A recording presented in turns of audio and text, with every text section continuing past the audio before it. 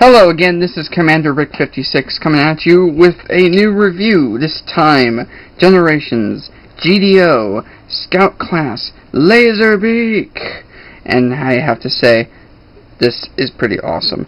It's got a lot of paint here on the wings, reminds you of the cassette Laserbeak, with the silver and the red and the Decepticon symbols. On mine, there's just a little bit of paint issues. I'll show those off. You can probably see it a little bit right there, some smudging. But overall, this thing is just great, especially with the paint apps. I never got a chance to get the original mold, which was Skystalker, but this guy is great. Now, I'm going to compare him with some other Laserbeaks. First off, Comic-Con 2012 Laserbeak. As you can see, it's overscaled, as a cassette would not be that big. Moving on. Prime Laserbeak. It comes from Soundwave. Alright. You got the guitar Laserbeak. There you go. About the same size, honestly. Wingspan if you stretch it out, yeah. This is really thin, this one. Yep. Dark of the Moon Laserbeak. This guy is huge. Yes. Don't make me suicide you. Okay, Laserbeak, you're going off the side. Wait, ow, ow, ow. Okay. Now this one I feel is more like a movie Laserbeak, not only because it is from the movieverse, but if you read the bio, which I have over there. Okay. The bio says, Laserbeak rarely speaks. He relies on his silence and his high-powered lasers to terrify the victims of his interrogations. No one who falls under his ruthless control escapes unscathed. More than one Autobot has emerged from captivity with a terrible tale to tell. 2-in-1, this guy. And, right there's the item number for Toys R Us 829425. That way you guys can find it. But yeah, he's kind of silent, like the Prime Soundwave, but ruthless, like the movie Laserbeak. So, he's probably your worst nightmare if you ever get inside of him.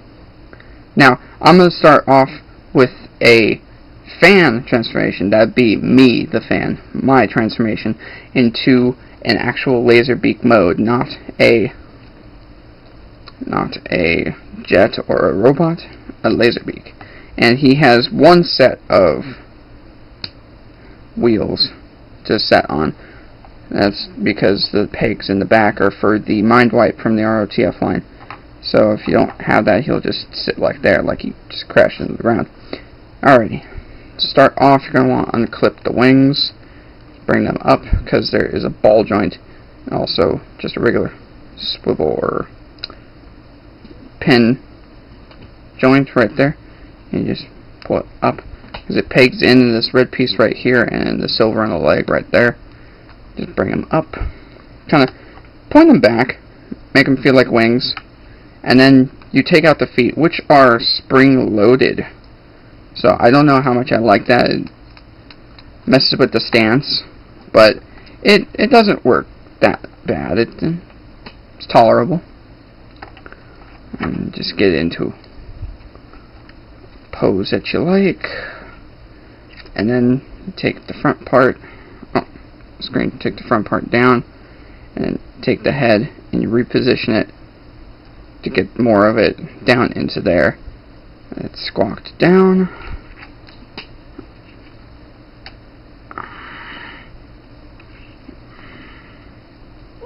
There you go.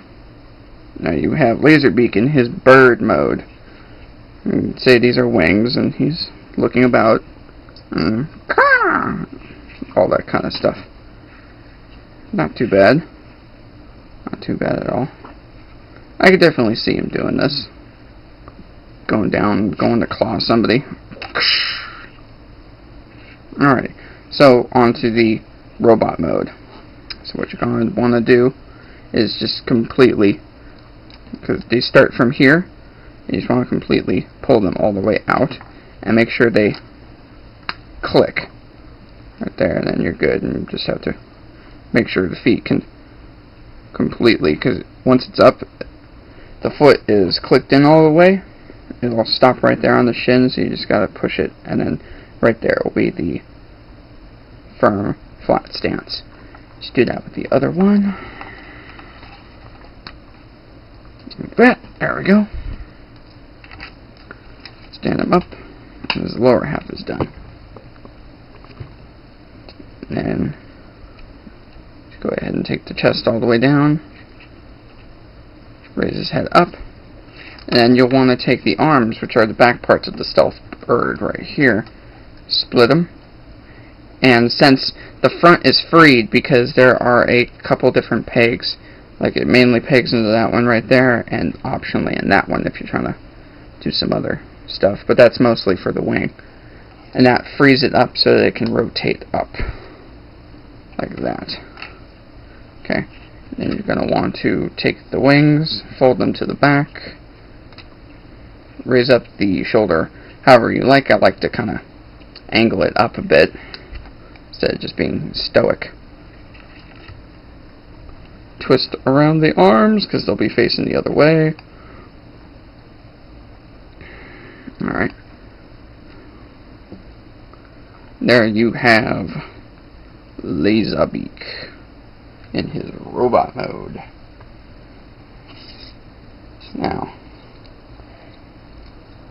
you got a comparison here to the other one, just how tall this guy is.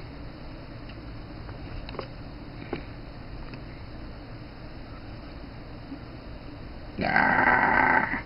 Oh, back off. Ah. Okay. Let's compare him to a deluxe. We got right here, deluxe Soundwave. Let's see, comes to about where Laserbeak's head would be on Soundwave, so that's kind of ironic. Alrighty. And if you have animated Soundwave, again, head comes up to where Laserbeak would be. I see a trend here.